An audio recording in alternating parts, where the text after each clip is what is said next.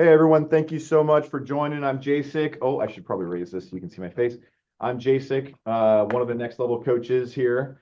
I was asked to introduce Sarah, who is our speaker today, and I'm sure once she gets started here, oh, there we go. We're gonna pin her there so you can see her face. The little bit I know about Sarah is she was recommended by one of our amazing students, Tim Samuels, out of Bremerton area, and she runs a marketing company, from what I understand. And I called Tim actually to get some info, and he had lots of good things to say. In fact, he said, you should call her because I'm also in Western Washington. So I'll probably be connecting with you, Sarah, after this to maybe do some in-person stuff for some of my realtors. But Sarah is going to teach us about marketing today. And I know that the name of the class is I think it's how to create reels. So hopefully we can dive into that. And I'll pass it to her now. Thank you, Sarah. Hi, good day, everyone.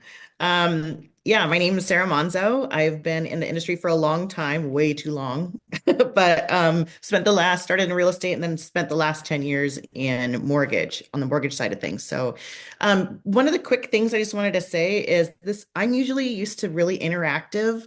And just to let you know that no question is dumb, I'm going to go through some information, share it with you, and then we're going to do Q&A, and I'd like to actually hop on to Facebook and show you how to do a few things that are to get you started. But let me go ahead and share my screen here.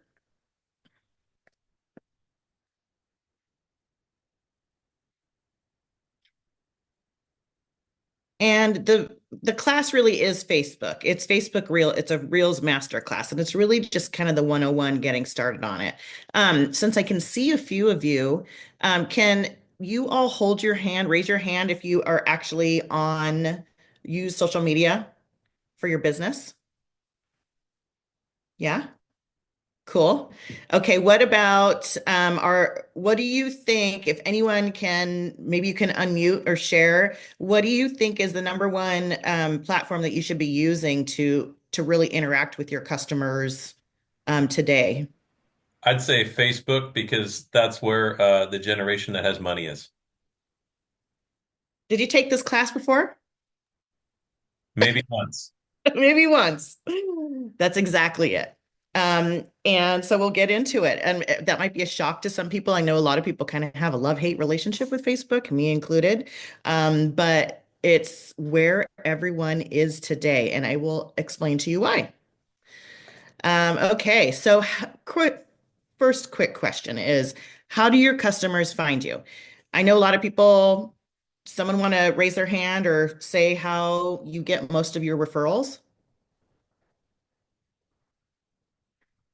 Could it be a referral Past from clients. Perfect? Anyone else? How about, does anyone, you want to raise your hand if you've gotten a referral from social media from a post somewhere? I have. You have. Oh yeah. Awesome. Yeah. I just That's got one great. last week. Oh, that's really good.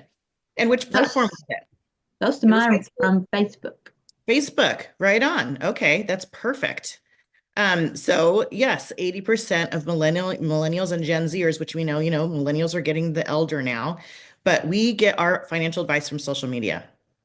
And the higher statistic is that 60% of buyers use agents who use social media. So even if what they're finding now, and I know that NAR did a big study 2 years ago or last year, but even if they're getting personal referrals from like mom and dad or their uncle, or they have someone in the family that's a realtor, a lot of times, if they're the younger generation and they've grown up with this device in their hand, they're so influenced by social media that a lot of times they will go with someone that they have met online and they've learned to like and trust them. So it's actually quite staggering the amount of people who find you there. Okay, so how many people know who Gary Vee is? He's kind of like the guru of advertising. Anyone? Well, he owns one of the biggest advertising agencies in the nation. And he's been around, he started as he worked for his father's wine shop, and he started going online and going on YouTube years and years and years ago, 10, 12 years ago, because he knew it was up and coming, and he knew that it was a way to get attention to his dad's shop, and he blew up. And so then all of a sudden he started going on social media, et cetera, and he kind of became a guru. So I wanted to give you a little insight into what he's been talking about. And the number one thing he says all the time is that attention is the number one asset. And that means that since people are on these devices all the time, their attention is here. And so if you're not showing up here, you're not being seen or recognized. So I'm going to play this video for you, and I'm hoping the sound comes through. What if you recently changed your mind on Gary? Well, that's a great question. What if I changed my mind on how big of a platform Facebook is? I'm back into being obsessed with content on Facebook because the math of supply and demand of attention on it has flipped aggressively with iOS 14 update, and everybody kind of going away from it spending ads, but yet still there's a lot of people consuming it. So the most recent thing is very narrow. It is my content strategy on Facebook. Does that shock anybody? I'm going to move this down. So You see this house in Florida? Well, does that shock anybody or make you think, I thought it would be TikTok, or I thought it would be something else that someone's at? Yeah, right, Scott? What do you think about that? So my kids tell me, 23-year-old, 21-year-old dad, Facebook is a has-been. Don't waste your time. You got to be on Instagram. So yeah, interesting to hear. Right. From some young folks that maybe Facebook isn't as outdated as it seems to be. Well, so here's the kicker, right? So the biggest thing is, who is your target audience, right? And where are they spending their time? So yes, I'm on TikTok, but you know what I go to TikTok for is to be entertained, to see people make sourdough bread, to watch people, cook, and to kind of just space out. Right. And it's funny because I was just listening to a podcast yesterday morning. Neil Dingra, he is, I don't know if you know him. He's kind of a mortgage guru. He's started his own called Forward Academy, and he does coaching and does social media coaching. He was stating yesterday that it really depends on your demographic, and Instagram has become, TikTok really broke out. Instagram really didn't catch on as quick as they should have, and they changed their algorithm up and down so many times. And does everyone understand kind of what the algorithm is? It's really just viewers, and it's people, and so the people dictate what they do, and what they consume. But Instagram really became kind of an advertising. I mean, if anyone's on Instagram, you notice it's like all ads these days. It's like 100% ads are trying to sell you something, or you go buy something and then you see it pop up, and it's retargeting you. But people are kind of tired of it. And so either they've gone, depending on age range and where they are in their life, they've either gone to TikTok to be entertained, or they're still on Facebook because that's where all their family and friends are.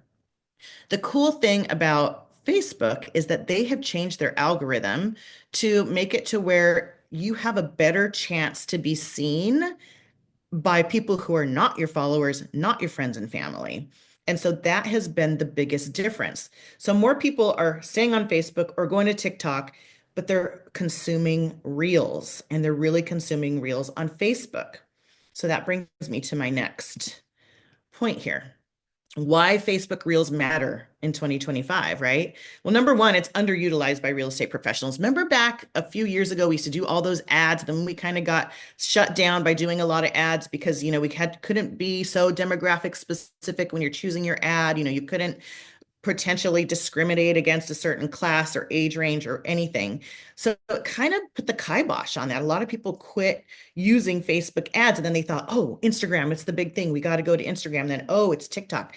Well, everything ebbs and flows, right? And so now that it's so wonky with the algorithm only serving you ads on Instagram, or the younger targeted demographic on TikTok not really being there for what it's just kind of like mindless, to kind of entertain you. Facebook Reels is what's being watched. So more people, if you use it now while it's underutilized, your chances of being seen are higher. The Reels on Facebook offer an unparalleled organic reach, and powerful localized targeting opportunities. So that, again, reaching to the people who don't know you and aren't your friends. That's the big thing. And that's what you want because you're trying to attract new customers, new buyers, new sellers, right? And then the targeting opportunities are amazing as well with the Facebook ads. So, and the other thing that we always forget about, and that, you know, like yesterday on this podcast with Neil Dingra, if you don't follow him, you should. He's great. It's still free. Yes, ads aren't free, but they're still so inexpensive compared to any other type of advertising that you do. And it shows up right here on their phone. The other cool thing about Facebook is that it notifies you. You get those notifications if people interact or you post something. So I'm going to share this video with you as well. Again, this is Gary V. Facebook is like unbelievably good right now. The organic reach is through the roof. And more importantly, Facebook Reels, which are similar to TikToks and Instagram Reels, have exploded. Facebook dominates 50 to 70. Organic Facebook fan page content is exploding. I couldn't give a bigger piece of advice than telling all of you, especially some of the young dogs in here who never even did Facebook. They started with Instagram to get very serious about Facebook fan pages.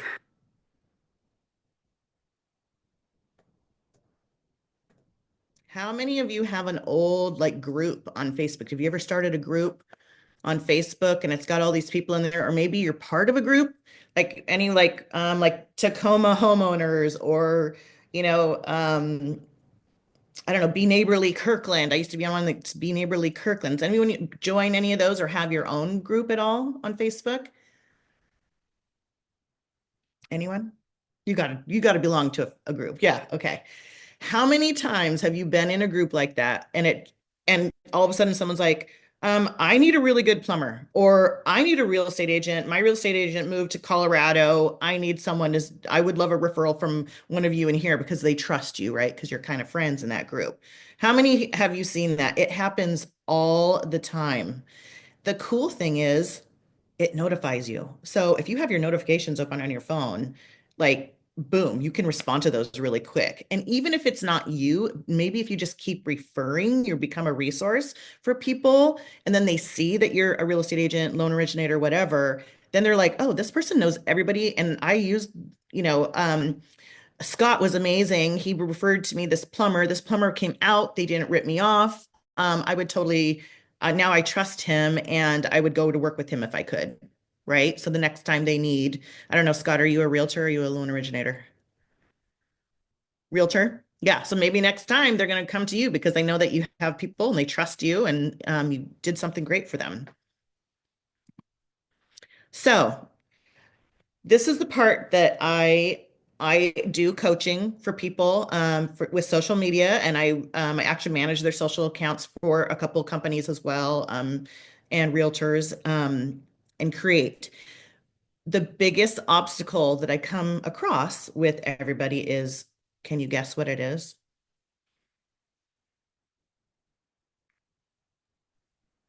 Fear of looking stupid. Exactly. Exactly. People hate how they look. People hate how they sound. We are our biggest, like, why we're so hard on each other is on ourselves is just amazing, right? So Time Magazine actually did a study, and I think it was 2 years ago now or a year and a half ago now. And they did a study and it showed that people who are surfing online and watching videos or going through whatever, they're more concerned about how they look compared to others than they are about how you look. And yes, some platforms can be kind of mean or snarky, but other platforms, especially when you have a good group and you've got a good following or whatever, people are actually pretty, if you are giving and nice to them, that's what you really do get in return. So when you see a lot of these, you know, a lot of people sometimes say to me, like, I don't want to get all these like hateful messages or people telling me I look awful or I look old or whatever. Um, I've been doing this for a long time. I don't have a massive following. I have a good micro following, which means I have a good hub of people that I've worked with over the years, and I have a good small following. I've never like ever encountered that ever, not on any platform. So that one thing of being scared, it can be really daunting, but we just have to get started on it because it really honestly is the way that we show up right now, and how people find us. So I wanted to play this one video for you as well. And actually, this one might be kind of, I might have to unmute it. No one knows what they're doing, but some people, they do it anyway. The best piece of advice I could give you is no one knows what they're doing, but some people, they do it anyway. So ain't that kind of the truth? Is that we Fake all it till you make it. And you know, you don't even have to fake it. Just be yourself. Just, yeah, just go, just start. Just be yourself. And, you know, it's like, this is what I always tell people is just like we see you and we talk to each other on the screen or we talk to each other in person, it's the same thing on social media. It's just a bigger room, right? And there's could be thousands of people instead of just 20 or 100. So people like you in person, they don't care. I mean, I've gained a few pounds. I'm still the same person. I still show up for my people. I still have people that love me. I still love people. It's the same thing. And if people don't love me and they don't want to work with me, that's okay because we all know we're in sales, right? There's someone for everyone out there. And it doesn't there's always someone else. I mean, the world is full of millions, billions of people. And this is a way to get in front of more. So yeah, maybe you know, two people out of the 20 you just met don't want to work with you. Maybe they don't like you. There's 20 billion more that you could potentially meet just by putting yourself out there. So don't let the scare worry you. That's my biggest thing. And you know, a lot of partnering up with someone else is you know, having an accountability partner, someone that you trust that you can actually work with, do videos with, hold the camera for, you know, help each other back and forth. Partnering up is like one of the best things you can do. And then one of the other things that I always tell people to do is, and you guys are probably good about this because you're probably Zooming with customers from everywhere. You're probably doing walkthrough tour, like live walkthrough tours through properties, but using FaceTime, like if you really are daunted about seeing yourself on video, start using FaceTime every time you call someone with an iPhone, or if you're on an iPhone.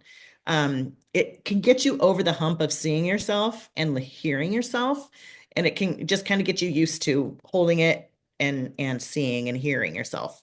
But don't worry about being scared. Is there anyone who has a specific something that bothers them or they really just don't want to do it because they're scared of it?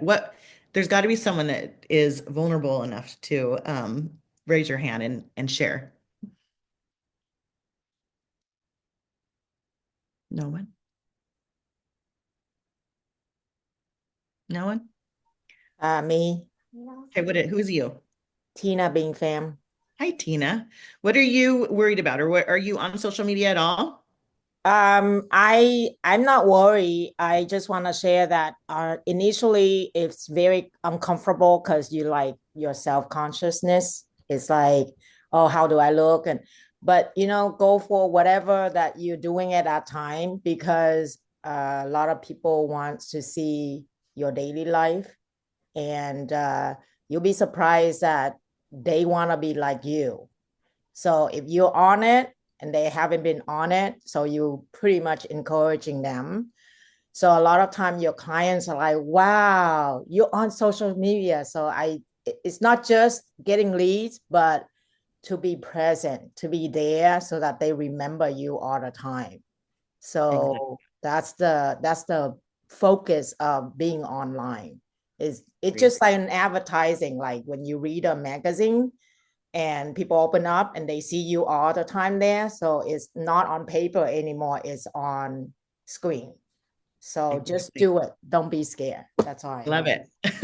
It's so And true. I've been doing it for over 5 years now. So when whatever I do every day, I just put my video in front of me and I say, hey, the last time was Valentine and people are onto eggs. So me and my husband just like, I put a lot of eggs into the Chanel box and I came down from upstairs and my husband just handed me the box And I'm like, oh, Chanel, and then eggs, and then you would want to relate it to houses or real estate, something so that you remind them that you're still in real estate, but you are still a real person. Yes, exactly. Exactly. I love it. So follow me on Facebook because then I'll follow you back and I'll watch your stuff. Okay, but I want to have more views. So I'm at 500 or 600 views to up to 2,000, depending on the reels that I made. Yeah. But I want more. So that's why I'm here to learn. Consistency, right? So just that is the biggest thing. And we'll get to that later. And it's funny that you mentioned eggs because I'm bringing that up as well. Okay. But consistency and just showing up and being yourself and um, keep putting out content, especially on Facebook. Okay. Okay. So Sarah, you have your hand raised. Hi. Hi. Hi. It basically relates back to the concept of humanizing yourself because this is a business of relationships. And by getting yourself in front of them with a face and a voice, it allows you to pre-build a relationship. Whereas without doing so, normally that relationship begins when you down with them for the first time. But it humanizes you and they like to see you as a person and someone that they can learn from and a source of information instead of just a static image constantly. Exactly. Exactly. I mean, it's funny because a lot of people too are daunted about, oh, I have to like go into a studio and I have to have a script and I have to like do all this and get my hair and makeup done or whatever. And it's like, there is a time and place for having those videos as part of your strategy when you're doing like really like if you do a monthly market update or you do like tips that if you have a campaign that you're going to do and you're going to drip out videos about tips or best practices or something for homeowners, buyers, sellers. But what TikTok has done to us, it's kind of like how Amazon has changed us to wanting everything instantly. TikTok has changed us to where it's almost like a vlog. And so a vlog is a video blog. So it's like talking about your daily life.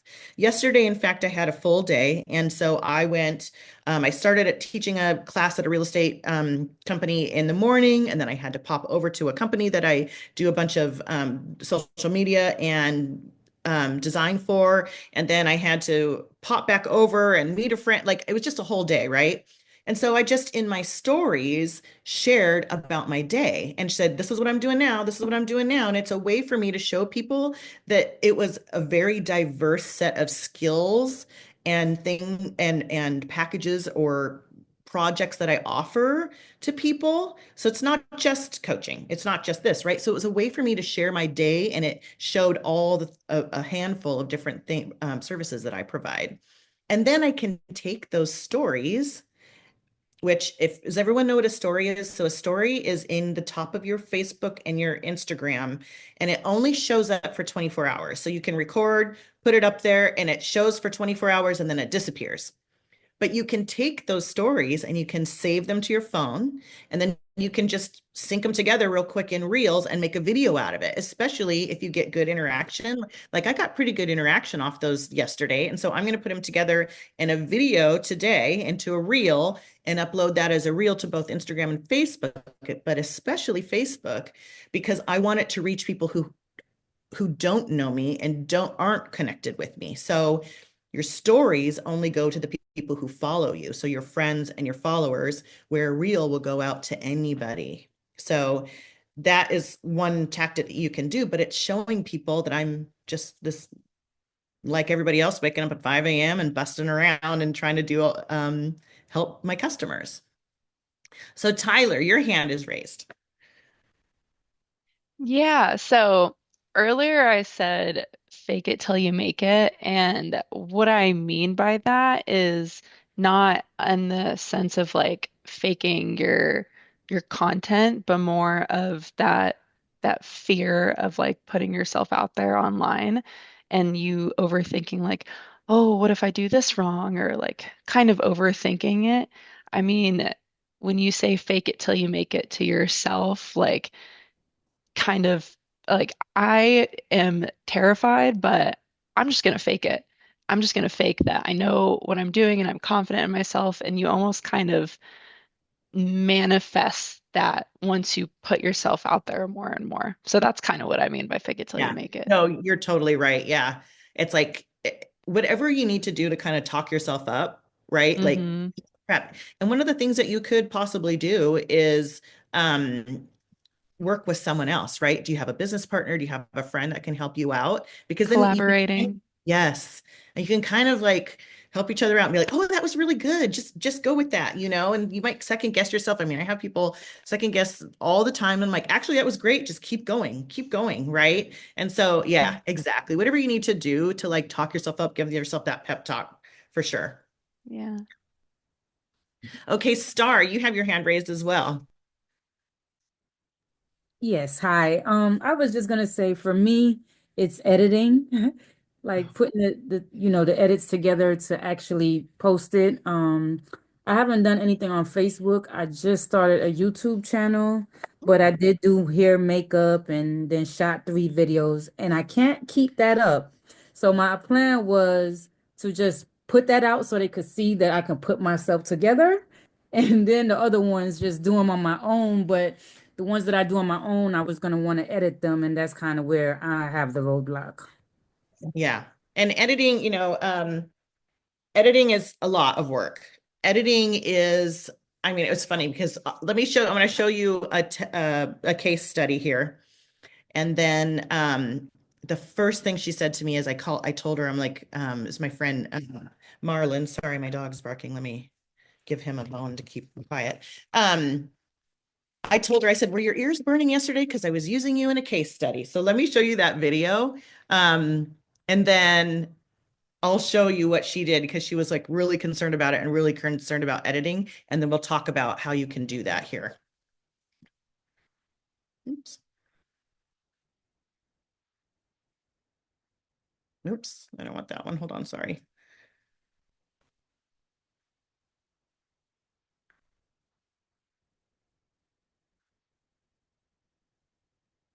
Okay, Facebook versus Instagram versus TikTok. This is a case study.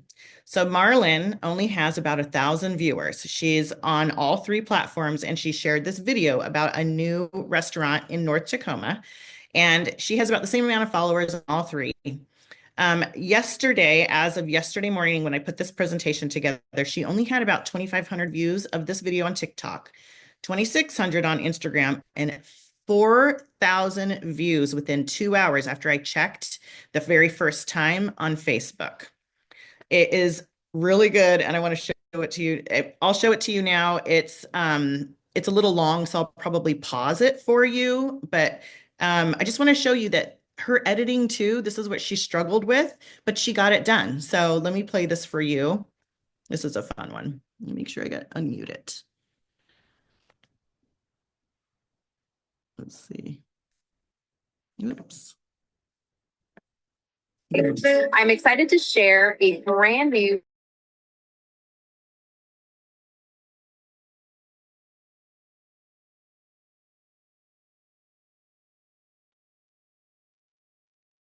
If it's supposed to have sound, it doesn't have sound right now.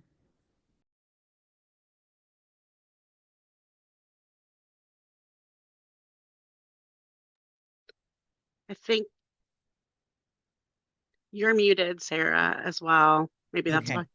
Sorry, we tested it before, but that one's not working.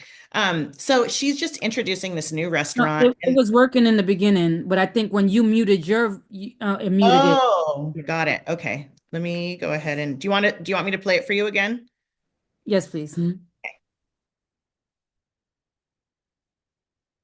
Martinez, your local loan officer with American Pacific Mortgage, and I am here in Northeast Tacoma today. I'm excited to share a brand new gem in our community, La Vecindad de Seattle. This restaurant was inspired by the classic Mexican TV show El Chavo del Ocho, a show that brought families together for generations.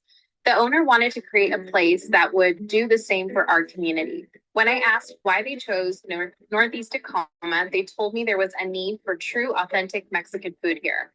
They wanted to share a space that feels like home with a traditional Mexican mercado vibe.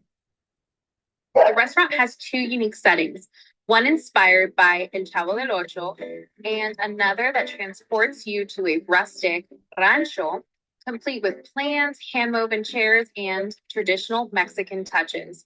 And let's talk about the food. Some of the must-try dishes include la barricona, a tortilla with eggs, carnitas, salsa, and queso fresco. There are also tacos, doraditos a la brasa, filled with cheese and carne asada, and of course, the Chavo del Ocho inspired torta de jamón, a classic Mexican sandwich. They also offer a variety of guisados like chicharrones and salsa, lengua en su salsa, served with homemade tortillas. Join them for a grand opening on Valentine's Day, February 14th. Come enjoy the flavors of Mexico right here in Northeast Tacoma. As your local loan officer, I'm here to support businesses like La Vecindad. If you are looking to buy a home or start a business, I'd love to help you make it happen. Like, follow, and share. Hi, Tacoma. I'm So long, right? So I told her I was like a little bit long, but it was good. And when we sat in the class yesterday and watched it, everyone's like, oh my gosh, we're going to go there tonight. Like, let's go for lunch. Let's go for lunch, right? So it's just one of the things I said to her was that was so good. And I was so shocked that 4,000 views within 2 hours. Now, as of yesterday morning, she had 9.4 thousand total views on Facebook. And she shared with me after I text her that she's gotten 2 applications from it, one from TikTok and one from Facebook. So she's like, I'll keep you posted to let you know if they come to fruition. You know, they end up closing, but she's so excited about it. But it's really her being a resource. Is there anything else that you think that may have done really well for her? Like what do you guys think is your opinion? I think personally, the quality of content that she was filming, like that food looked really good.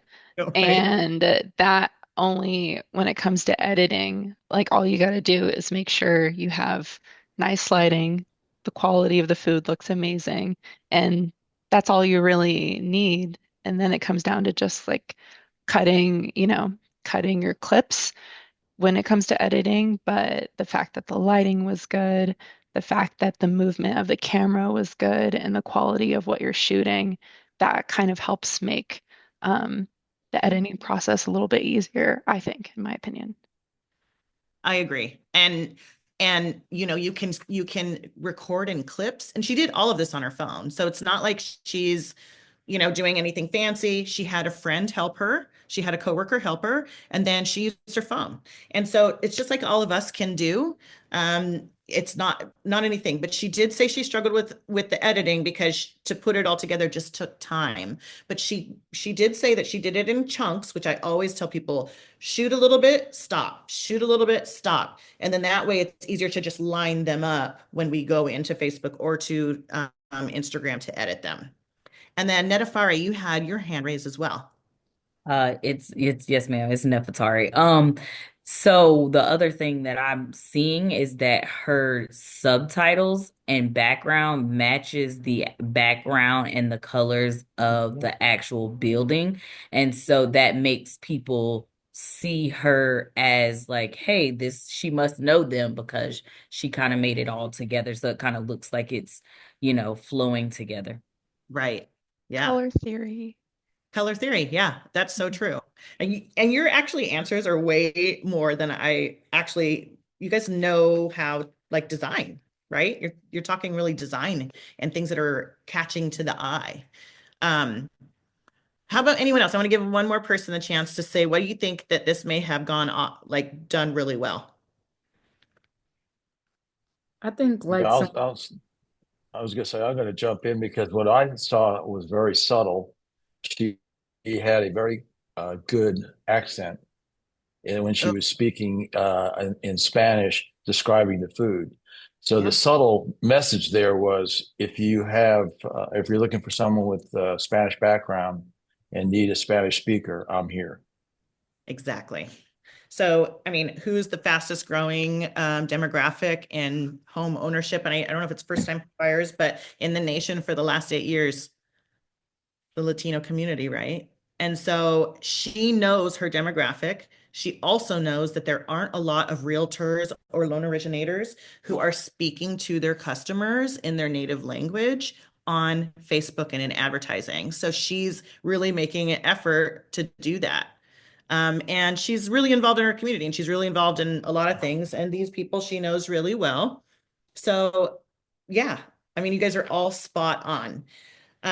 Daunted by the editing. I wouldn't be too daunted by the editing. It's just practice, right? It's just practice. But I just did think it was really interesting that in this case study, and I'll keep following up and following to see how it does, that she posted in all three places, and it was the Facebook one that took off. And you know that she doesn't have 9.4 thousand followers. That's a lot of people that are seeing it that she doesn't know. So that is a really good potential. And it worked in her favor with 2 applications. So that's amazing.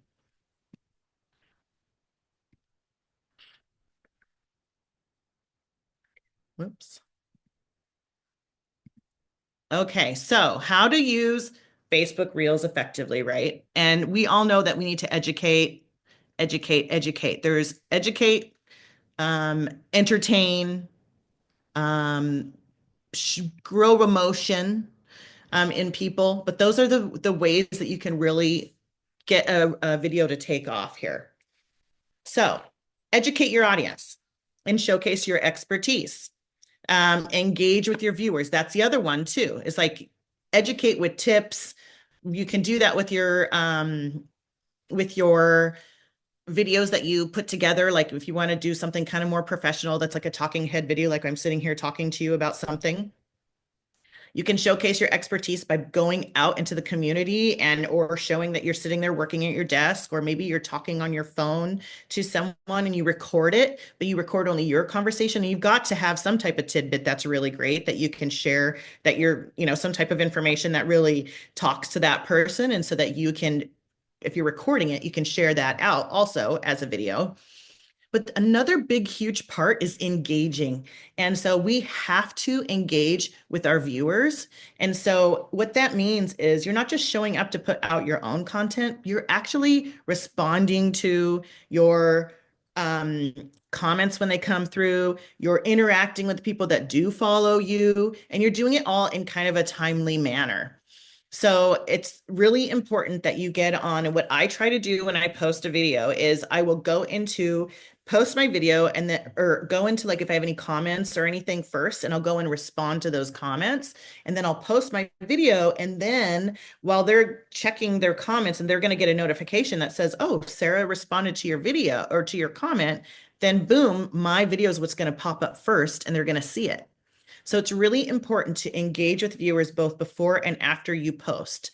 So, and I do it like maybe 30 minutes. If I can only do 15 minutes, that's great. But I just really try to not only respond to all the comments, but also go through my feed for a few minutes and like and comment on whoever's following me, so that I'm hitting it both. I'm hitting people who maybe don't follow me and just comment, and all the people who do follow me, family, friends, etc. So that is really, really important. And again, it notifies people so that they know, and then they get that notification, they're going to open their phone and boom, your content's going to be there, your video.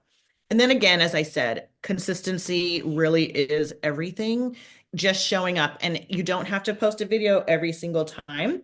You can post some photos of a house. You can post a quick little inspirational quote. You can really post a whole plethora of things. It's just being consistent and keep showing up and keep engaging, because engaging is consistency as well. Okay, how do you document your life, and why do you document your life? Someone earlier had said it really is showing up as a human being. It really is showing up as a human being, showing that you do all these things, that you are a human just like everybody else. We all have our faults like just everybody else. But the documentary style of like a vlog is so important because of, like I said, the whole TikTokification of social media. But the biggest thing that we can do right now, and this kind of stemmed from the wildfires that we just had in California, is to be a resource. I saw right after the wildfires, and I'm sure everyone was following that, that there were some realtors that hopped on right away, and some that were well known, on social media, and some that were not, that I had not seen before. And they had really important things to share and were resources for people who had gone through this tragic event in their lives. And they did so by like, oh, this place is handing out toiletry items. This place you can go take a shower. Or this place, I've got renters. I've got a whole portfolio of people who have rental properties. Get in touch with me. I probably can find something for you if you need to find a place to stay. All of those things is becoming a resource for people. So not only like, oh, I have a great plumber for you, referral for you in that Facebook group, but also all these other things. But tell a story about it. So telling a story about like the last transaction you just had and what you learned from that experience that might help future buyers and sellers. We have so much knowledge and so many things that we've gone through before that it's going to happen at least one more time. Maybe some things won't, but you always learn from that experience, and a lot of people don't know, especially buyers and sellers don't know. So that all that experience is invaluable. So share it and tell the story, because that's telling the story about it is what gets emotion, and it gets people excited, or, getting to know you better as well. Is anyone good at being like a storyteller? Like, are you a storyteller, like in real life? You come into the office, you're like, oh my gosh, you don't understand what happened yesterday with this person. But luckily we caught it and we got it finished for them, right? And then you'll be talking and everyone's like, oh, did you know you could do this too? Do you ever like talk with your coworkers and business partners that way, right? With like certain transactions? We all do, right? Yeah. So you could say that same thing on your phone and use that and tell the story on a video. Another thing that you could do is document your busy day in the office. Or like yesterday, I documented my whole day. It was busy and it showed all these different things, out showing homes, doing administrative tasks, whatever it is that you're doing, document it and show it. And that can be in your stories. And if you get good engagement, share it as a reel. Share tips and tidbits of Ken that will help before, during, after transaction. We all have all those things and you probably got resources from your office as well that shares those things, that you could just take one of those flyers that they're pre-made from your company and just go through each one and say it on a video, and boom, you've got something that you can share. You've got content. And then, of course, the other one, someone mentioned eggs, right? Other resources in your town or county. If you know where to buy $5 dozen eggs each week, be the first person to share the love, right? Like, there's a guy who does media here locally, and he has chickens. And so the other day he was posting about his chickens and how he's like got all these eggs, and he's like, who wants to like share, who wants to barter? And so he was like, he and another friend, like people on his page, he got so many reactions, and they're like, oh, do you need your car washed? Do you need this? Or, and then it was like someone who made sourdough, and so he traded them eggs for sourdough so they could make more sourdough, right? So anyway, it's really funny. It's a way to keep with the current times, what people are doing, and have content to share. So has anyone ever shared anything like that? Like when gas prices are crazy. We have a realtor here, and she's in Women's Council Realtors with me. And when we were doing like the crazy gas prices, she was always like, oh, this place that has for this, $2 a gallon or whatever. And she would share the location, and she would like check in there so people knew where it was. So just things like that I thought were really interesting and helpful to other people that maybe are outside the scope of what we do daily, but it still brings attention to you. And it's being a resource in your community.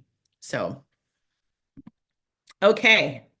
So Facebook Reels, Q&A. Do you have any questions and answers? Oh, sorry. Let me grab him again. Also, I'm also willing to open my phone and show you how to do it as well. And I can share my phone screen. I do have a question. Yes, So, please. all right. So I have a Facebook that I've had for a few years. I did start, I'm a real estate agent, by the way, but I did start a business page.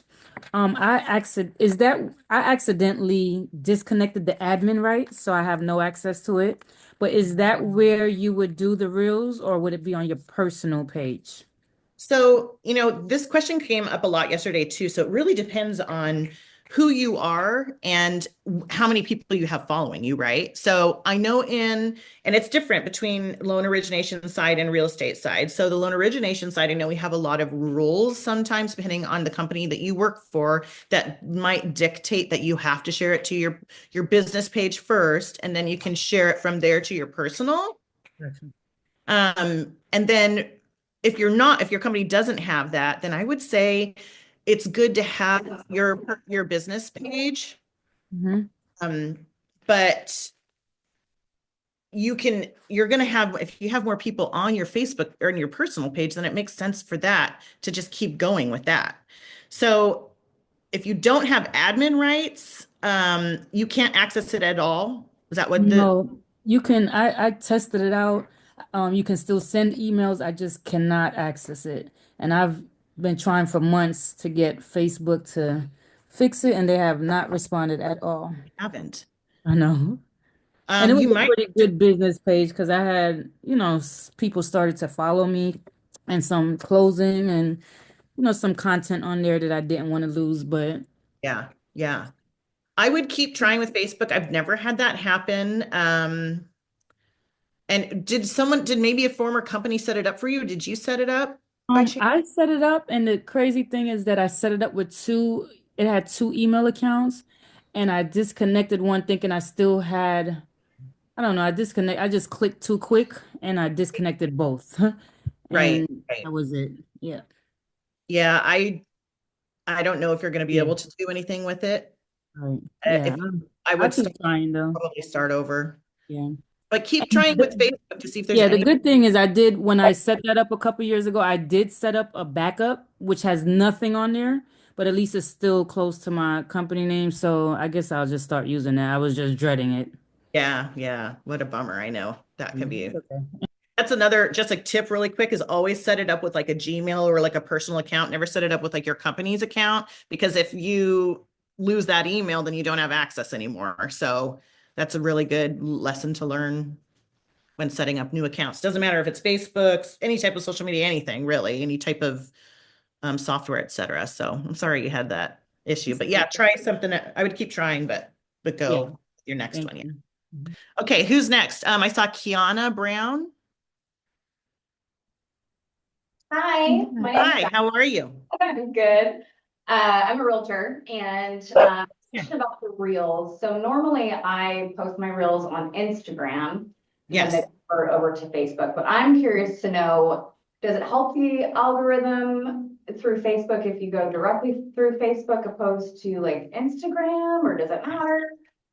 So when you share your reel on Instagram, does it automatically share to your Facebook? Correct, yes. Okay, so you must be a personal account, not a business account. Is that correct? It's on my business account. Oh, it is actually my personal and my business. Okay, yeah, okay. So sometimes, like for mine, since mine is a personal going to a business, or my personal to personal even, it will not share. I can say, it will say it will refer people, but it will not share. So, but also I do go and I put it up anyway. I put it because, like you said, the algorithm wants it to be native. On the same wavelength, you never know if it's going to just go right and go viral. But I would always be in the best practice of putting it out natively, uploading it natively to each one instead of just focusing on handling from Instagram to Facebook or Facebook to Instagram. Got it. Thanks, Sarah. Yeah.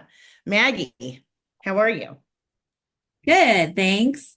All right, so with YouTube, I know it's been recommended to have like a separate channel for each audience so that the algorithm knows who to send your video to.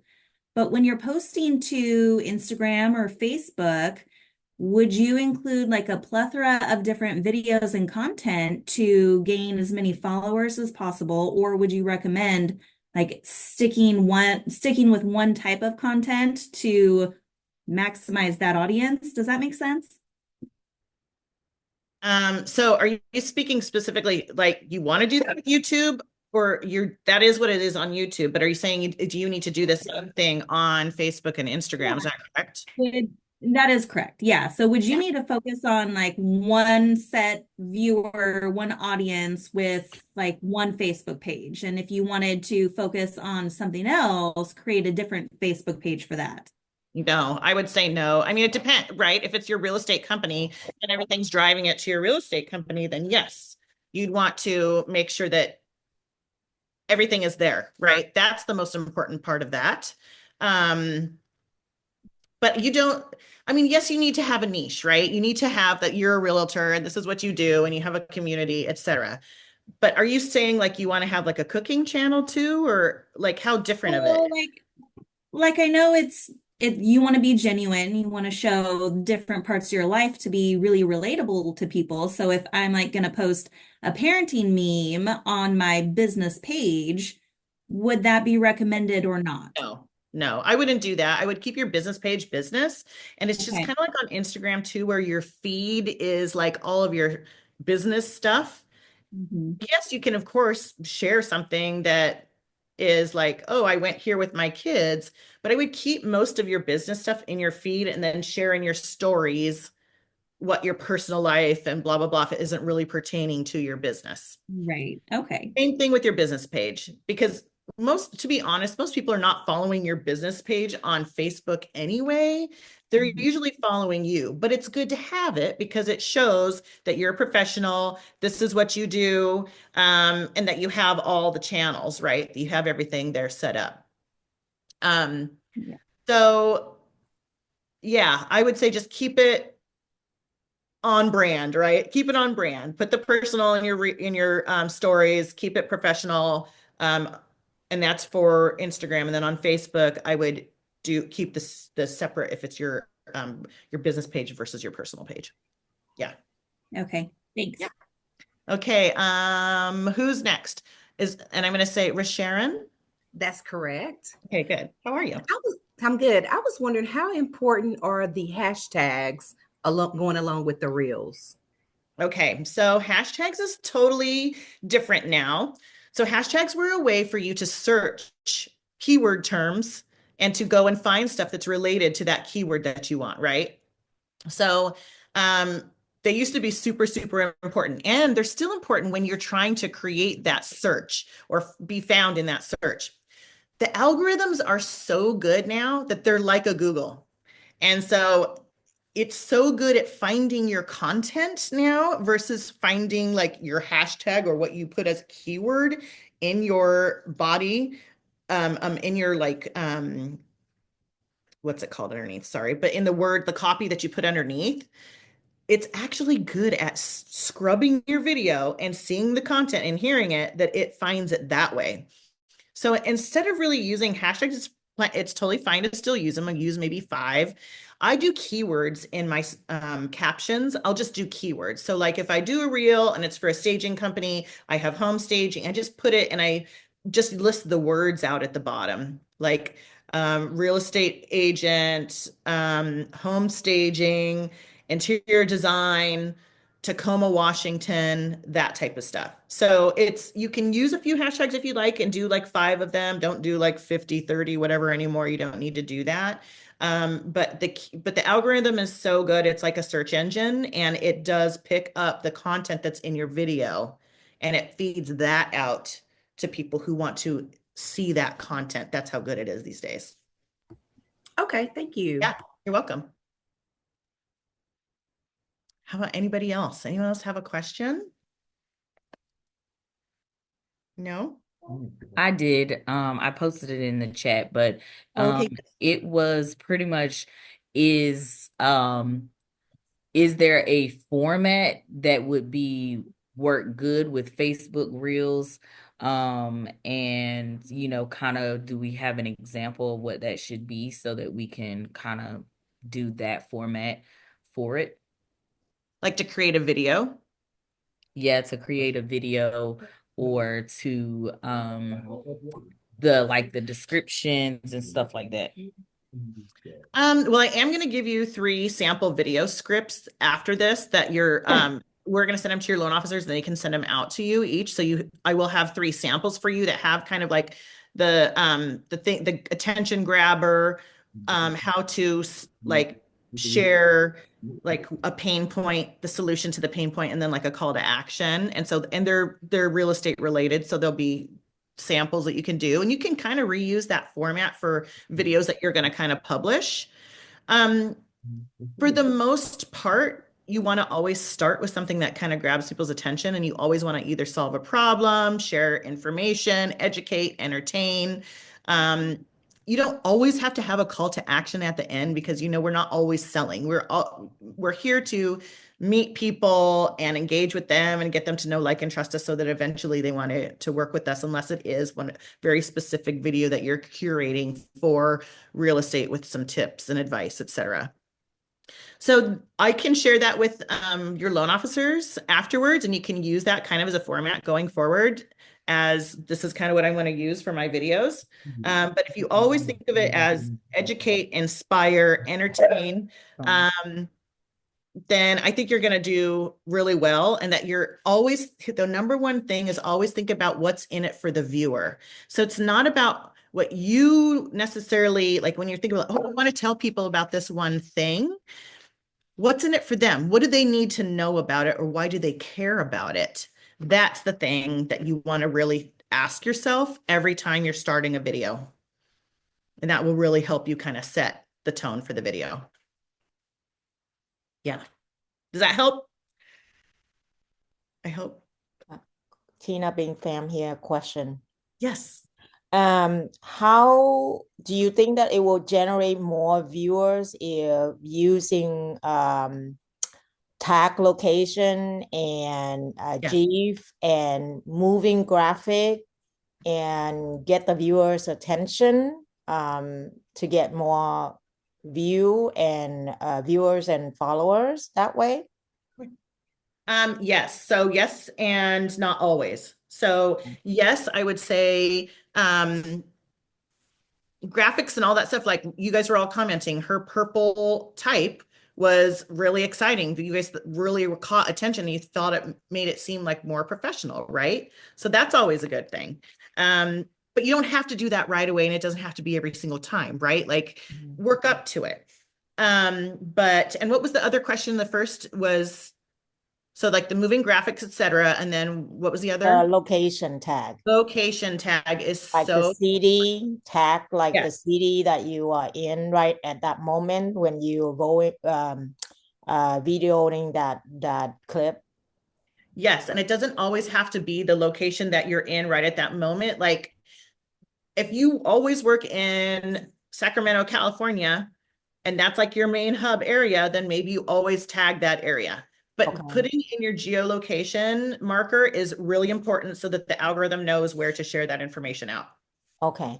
One other question is, I recently find out that I video a very short clip of my face and like saying something funny, like what is a real estate agent do, thinking of buyers, where to get the buyers 24/7, kind of like that, funny statement. And I turn it into like a super 30-second, slow motion video. And I noticed that I got 1.3 viewers comparing to all of my other videos that I post so far for many years. And that one like get like the most viewers in. Why is that? I mean, I'm just curious. Who knows, right? Obviously, people, they were attracted to it. They maybe because it was close up, it was in slow motion. Maybe you said you're saying something funny. Maybe they thought it was funny. But what you can do is really watch your stats. Like I always watch my stats. Which one of these videos did better than the other? Then maybe I need to do more like that. And so do another one that's similar and see if you get the same type of views. And then you'll start seeing nuances or similarities. And that's when you know, like, okay, so this is working for me. I'm going to keep doing that. Or if it's not, keep trying something else. But always keep trying different things. And when you see something works, try another one and then really pay attention if it works or not. Okay. Thank you. Yeah, that's a great one. Good for you. Thank you. Awesome. Okay, I think Grace, were you next? Yes, can you tell us the difference between a video and a reel? And can you also show us how to create a reel? Yes. How much time do we have left? Let's see. We We're almost at the, technically have 1 minute. So I was going to say, how much time do you have, Sarah? I have time. I might need to put my dog outside really quick, Okay. but I do have time, and I can share my screen. Okay. Cool. Yeah. Well, it's Okay, cool. 11:59, so we're to that point where I'll say, hey, thanks everyone for coming. Since Sarah has some time, we'll hang on. So if anybody wants to stay, you're welcome. But if you have a hard stop at noon, thank you guys so much for coming. We're honored that you joined our mastermind, and keep looking for these. We do them every single month at Next Level Coaching. If you're interested in getting coaching either on the mortgage side or on the real estate side, hit us up. We'd be honored to work with you. But yeah, Sarah, take it away. Keep going. Okay, thank you. So I'm going to walk and talk with you. Okay, what was the first question before you asked if I could show you how to do a reel?